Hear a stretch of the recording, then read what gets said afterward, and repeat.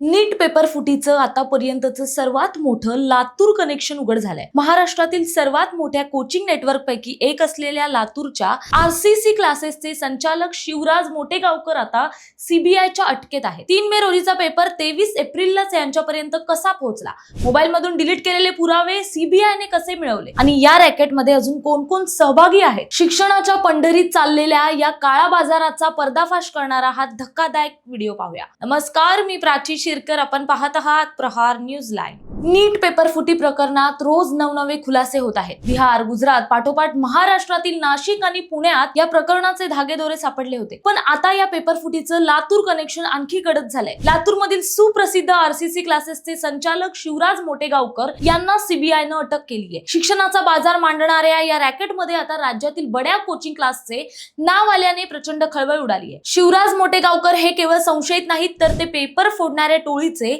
सक्रिय सदस्य असल्याची धक्कादायक माहिती सीबीआयच्या तपासातून उघड झाली आहे। 3 मे रोजी नियोजित असलेल्या या परीक्षेचा पेपर आणि त्याची उत्तरे तब्बल 10 दिवस आधी म्हणजेच 23 एप्रिल रोजीच मोटेगावकर यांच्याकडे पोहोचली होती। त्यांच्या मोबाईलची तपासणी केली असता त्यात नीटची हुबेहूब प्रश्नपत्रिका आणि आन्सर की आढळून आली। जेव्हा सीबीआयचा तपास सुरू झाला तेव्हा स्वतःला वाचवण्यासाठी त्यांनी मोबाईल मधील हा पेपर आणि संबंधित चॅट्स डिलीट करून पुरावे नष्ट करण्याचा आटोकाट प्रयत्न केला होता। मात्र सीबीआयच्या फॉरेन्सिक टीमनं अत्यंत शिताफीने हा डिलीट केलेला सर्व डेटा पुन्हा रिकव्हर केला आणि मोटेगावकर यांचा पर्दाफाश झाला। या सखोल तपासातून अशीही खळबळजनक माहिती निष्पन्न झाली आहे की मोटेगावकर यांनी हा फुटलेला पेपर केवळ स्वतःकडे न ठेवता विवेक पाटील यांच्यासह इतर अनेक जणांना पुरवला होता। फॉरेन्सिक पुराव्यामुळेच या मोठ्या गैरव्यवहाराचे बिंग फुटले आणि परिणामी त्यांना अटक करण्यात आली। या मोठ्या पुराव्यानंतर तपास यंत्रणांनी वेगवान हालचाली सुरू केल्या। सुरुवातीला पुणे पोलिसांनी शिवराज मोटेगावकर यांची तब्बल 11 तास कसून चौकशी केली। या चौकशीत त्यांच्याकडून उडवाउडवीची उत्तरं मिळाली। त्यानंतर हे प्रकरण सीबीआय कडे गेलं आणि सीबीआयने त्यांना थेट बेड्या ठोकल्या। सध्या सीबीआयचे एक विशेष पथक लातूर मधील आरसीसीच्या मुख्य कार्यालयात ठाण मांडून बसले आहेत। लातूर पोलिसांचा कडेकोट बंदोबस्त कार्यालयाबाहेर तैनात करण्यात आलाय। या कारवाईबाबत कमालीची गुप्तता पाळली जात असून यात आणखी कोणत्या क्लासच्या संचालकांचा किंवा प्राध्यापकांचा हात आहे याची कसून चौकशी सुरू आहे। आता तुम्हाला प्रश्न पडला असेल की हे आरसीसी क्लासेस आणि शिवराज मोटेगावकर नक्की आहेत तरी कोण? सांगते।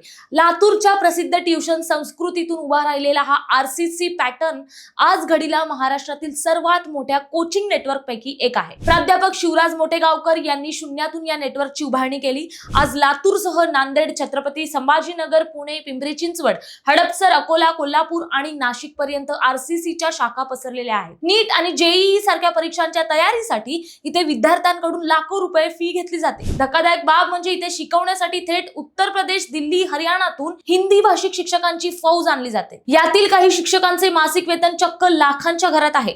मात्र याच कोट्यावधींच्या साम्राज्याच्या पडद्यामागे पेपर फुटीचा काळा बाजार सुरू होता।